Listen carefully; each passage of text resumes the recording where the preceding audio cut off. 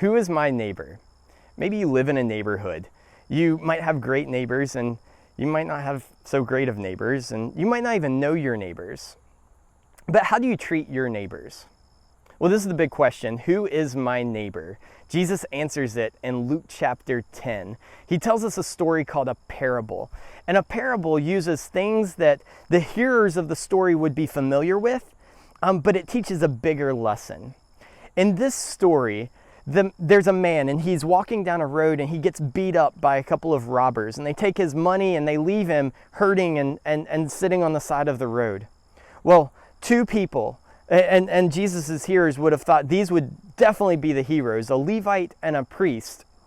They walk by and they see the man and they walk right on past him. Well, this is when a Samaritan, a person who didn't like the Jews and the Jews didn't like him, he becomes this unlikely hero and walks by and cares for the man.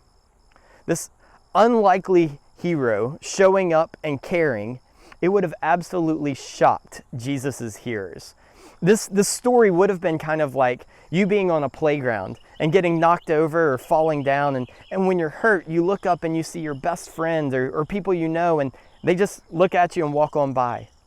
But then out of the corner of your eye, you see the playground bully, the person that no one likes, the person that everybody's afraid of, and they start walking towards you. As they're coming towards you, you think, oh, are they going to hit me or kick me or hurt me worse?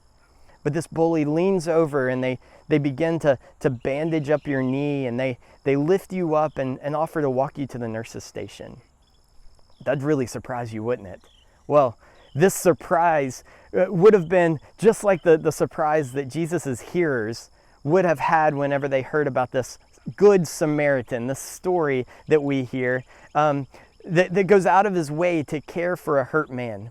He spends his time and his money to help, and then even offers to come back and take care of any extra expenses that would be needed to care for this man. This would have shocked everyone hearing Jesus' story of this enemy being an unlikely hero. Well, who was the neighbor to this man? Who was the neighbor? Was it the Jew, the Levite or the priest? No, it was the Samaritan, the one who cared and acted kindly. In this parable, Jesus could be talking about the love of God and how God offers care and help and love to anyone who's in need, not just people who look right or act right or who are really important.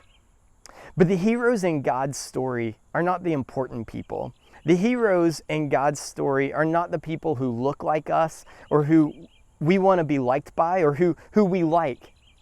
Instead, the heroes of God's story are often the people you'd least expect. The ones who are willing to go out of their way to waste their time and their money and their energy on people who can't repay it, who can't give them more popularity or fame or make them more important. They can't repay you for your kindness. Well, Jesus ends the story by saying, go and do what this man did. Who are your neighbors? The ones in need? The ones who are different? Well, here's the question. How might God be calling you to be a good neighbor?